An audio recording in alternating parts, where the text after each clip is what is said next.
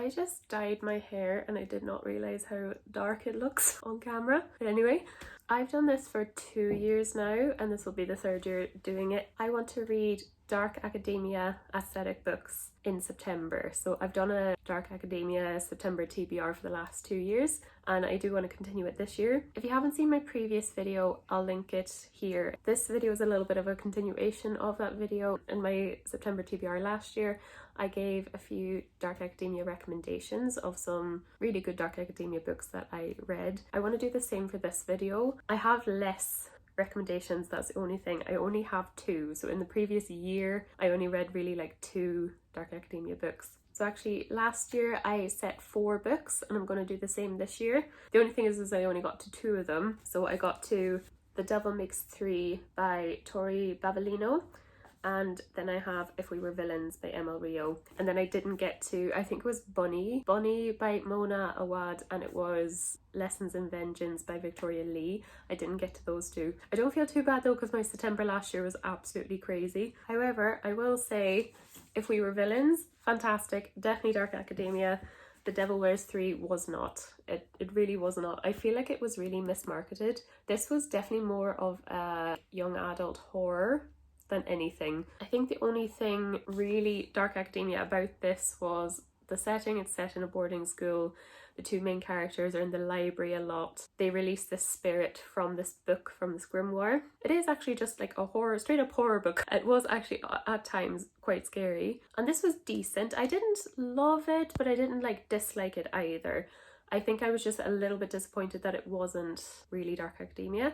I gave us 3 stars, I think. Didn't love it, didn't hate it, it was decent. But yeah, if you're looking for a scary, genuinely scary young adult book, this is a good one. But yeah, definitely more horror thriller than dark academia. Didn't get that at all. So yeah, mismarketed. This actually came in a dark academia Illumicrate box. So yeah, really, really mismarketed. Maybe someone else would think it is. I don't know. Now that we have that book out of the way, I do have 2 actual dark academia recommendations. For my video last year, I did pick out If We Were Villains by Emil Rio. And this was my favourite book of 2022.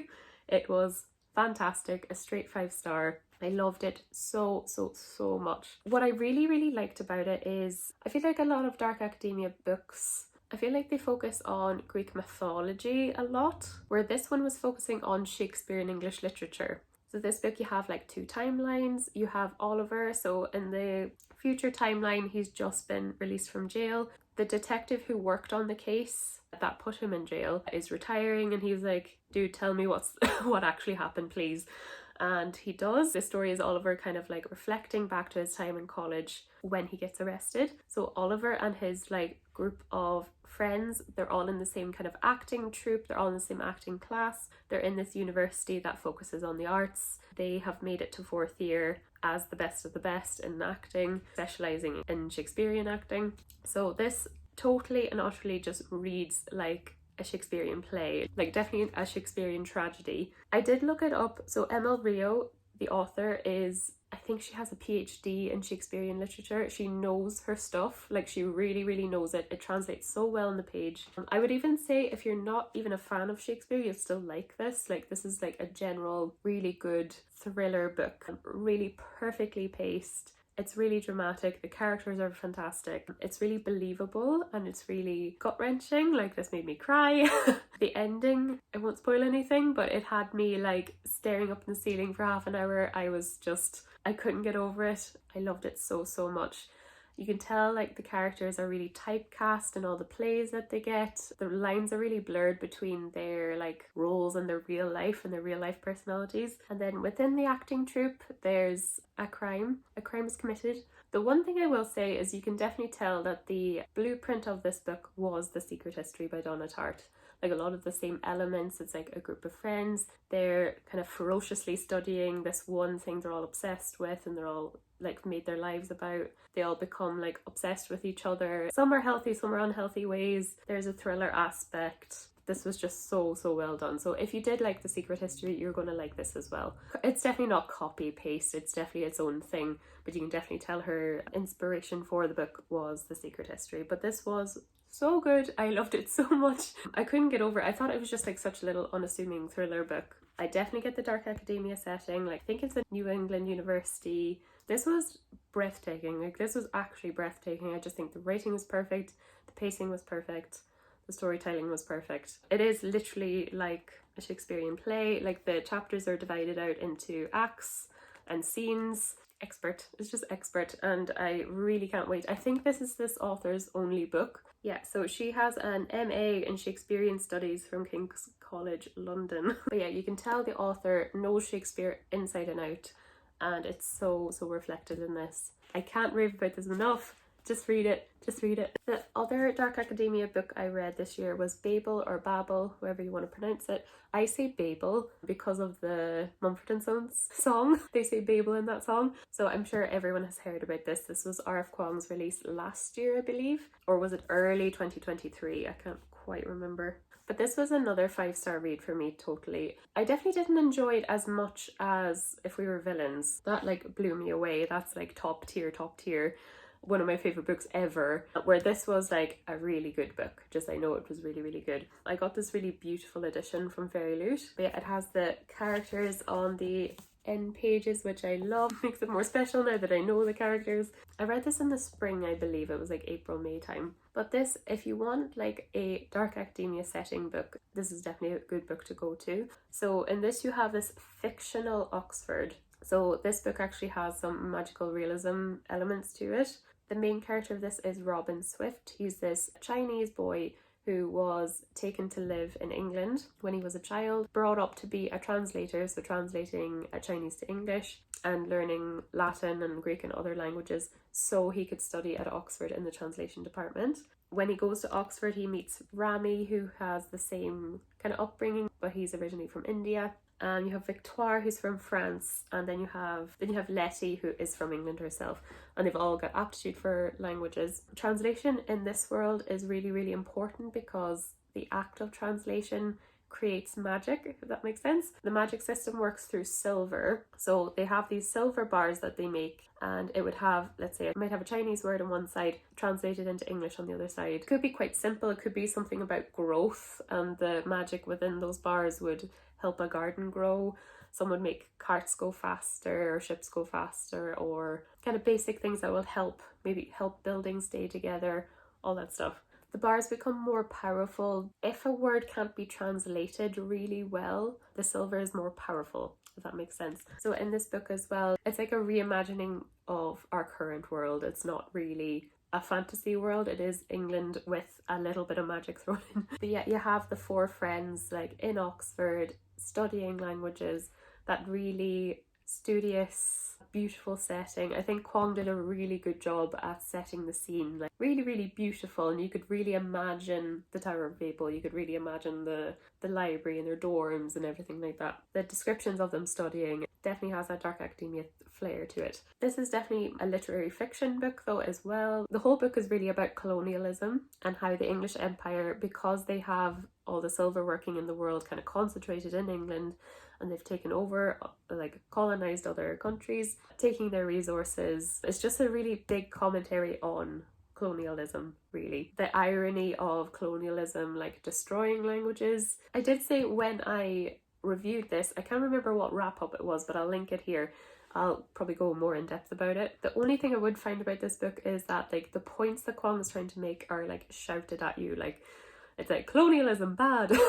There's not a lot of subtlety to it. It's not a subtle book. I think that's what I'm trying to say. Kwong wants to make a point, which I really appreciate, and a lot of lit fic is like that. There's a character here who talks about how change can only happen if there's violence present. Violence is a big topic on this as well, and how it relates to colonialism and how it seems to be the only thing that works against it. But yeah, this book was really heartfelt as well. Like, it was heartbreaking in multiple places. There's a secret society element to it. The characters kind of come to a bit of a standstill with what they're doing and what it means for the world, and the debates on either side were so interesting. It's like, why would you destroy what is comfortable, or should you stand up for what is right? There's a lot of topics like that, so definitely very on the nose, but I did really enjoy this. I gave it 5 stars. I really like R.F. Kong's writing as well. But yeah, definitely a really good dark academia book if you're looking for one. But yeah, if you're looking for more recommendations from me, definitely check out my video from last year because I had a few more. Okay, so I thought I would move on to my TBR portion of this video. I did some research. I looked at some like blog posts and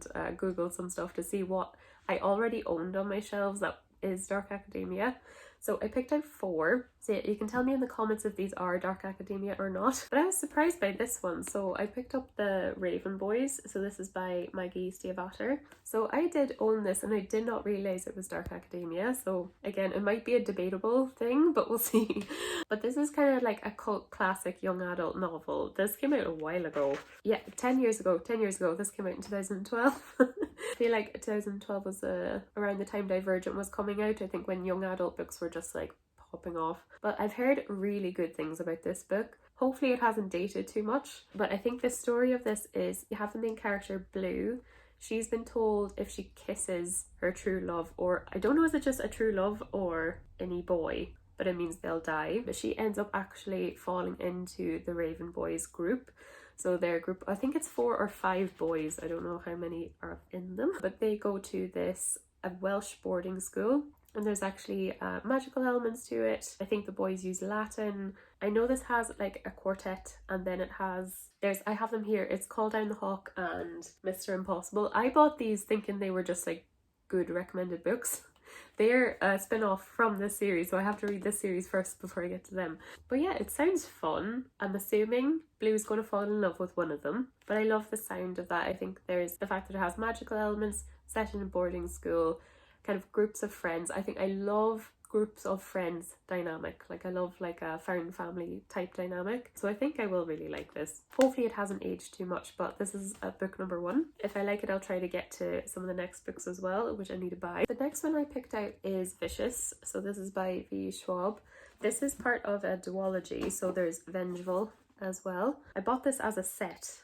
And V. Schwab is one of those instant buy authors for me, so I know this came out a while ago, but I haven't got to it yet. I've seen on a few websites was Dark Academia, so we shall see. It seems like, to be honest, it seems a wee bit more like a fantasy novel, but you basically have these 2 guys, Victor and Eli. They're college roommates and they're brilliant, really arrogant, kind of studious guys. They're both like adrenaline junkies as well, so they love near-death experiences. So their thesis is that under the right conditions, someone might gain abilities. So it sounds like a bit of like a superhero type book. I like the idea that this is like academia though. So this is their thesis. So the thesis moves from kind of academic to experimental, and it says things go wrong. And then there's like a viewpoint of 10 years later. So I'd say it would be maybe a bit like if we were villains, maybe 2 timelines. They're friends 10 years in the past, 10 years later they're enemies. So that's interesting. Okay, fun. So yeah, I definitely get why this would be dark academia if they're like literally doing their thesis on supernatural powers. That's pretty cool. I love V. Schwab. I think she's a brilliant author. I'm currently reading the Darker Shade of Magic series and I really love it. I've also read the City of Ghosts books and I really like them. So I'm confident I'll really like this. If it's dark academia or not, we shall see. Also, this is a duology, but I heard that there possibly might be another book coming out. I don't know. So the next one was another surprising one. So this is Truly Devious by Maureen Johnson. I knew this was like a really good young adult thriller, but I didn't realize it was like a dark academia setting. So I think Truly Devious is set in this boarding school. So it's set up by this guy who's this like tycoon, and he wants like the best students to go to this academy. During this time, his wife and daughter go missing. Then years later, you have our main character, Stevie. She's like determined to solve that case that never was solved. Yeah, and the setting says it's like she's trying to solve this, but her kind of schoolwork is really demanding and her housemates are really demanding. So yeah, I didn't realize that. I didn't realize that this was kind of a dark academia book. This is part of a trilogy, but then there's also extra spin-off books as well. But I've heard fantastic things about this book, so I'm excited to get to it. It sounds fantastic. The last one as well, and this one is a little bit different because it's fantasy as well, but this is The Atlas 6 by Olivia Blake. I'm really intrigued to get to this one because it's dark academia, it's trials, it's a band of characters coming together to compete against each other. It sounds really good. But I have heard that Olivia Blake is really, really divisive with her writing style apparently. Like some people hate her writing and some people love it, and I haven't read anything from her yet, so I don't know. I don't know if I like this. There is also, I think, the Atlas Paradox, and then there's going to be a third book as well coming out really soon. So this is basically a secret society that has this competition, and there's 6 amazing, talented, brilliant people that compete. There's 5 challenges. There's only going to be 1 winner. So this is the Alexandrian Society. So every decade they hold this competition to let a new person in. And this society kind of holds a lot of secrets of the world, like power and ancient civilizations and all that. It's reminding me a little bit of Nevermore, like an adult version of that, because that's very much the plot of that. Okay, so the 6 contestants, they have to study and innovate within this society's headquarters for a year. I'm assuming they get picked off one by one. This sounds so good. But yeah, I am a bit like, I'm cautiously optimistic that I will like this. The plot just sounds good. Hopefully I like the writing. And I like that it's like fantasy and magic as well. So we have Libby and Nico, and they can control matter. You've got Parissa, who's a telepath. Rena understands the flow of life. Callum is an empath that can manipulate the desires of others. And then there's Tristan, who doesn't even know what his powers are. Okay, fun. I'm banking on Tristan. In this edition as well, like you have like character art throughout it, which I think is so cool. But this is fun. This is the book that made Olivia Blake famous. She actually, I think she self-published this book, so it had like a different cover. An editor picked it up and was edited a little bit better, I think. So Tor picked it up, obviously, and traditionally published it then. So that is exciting. So yeah, what I want to do is, and I've said this last year, didn't get to it, oh my gosh, I definitely will this year. I definitely want to do some Dark Academia themed reading vlogs. I don't know, will I do like a whole big video of reading these 4 books, or I might possibly break it up and do a few, but we shall see. Hopefully it goes well. I'll try to do some Dark Academia activities as well to make it interesting, but hopefully I really like these 4. I'm very optimistic. I did buy them all for a reason, so yeah, hopefully these are good. So yeah, thank you so much for watching. If you want to watch my previous Dark Academia videos, I'll link them in the description, along with all my socials and stuff like that. So yeah, if you'd like to subscribe, I do anything book related on this channel, so like reading vlogs, reading wrap-ups, TBRs like this one. Yeah, thanks so much for watching, and I'll see you guys in the next video. Bye.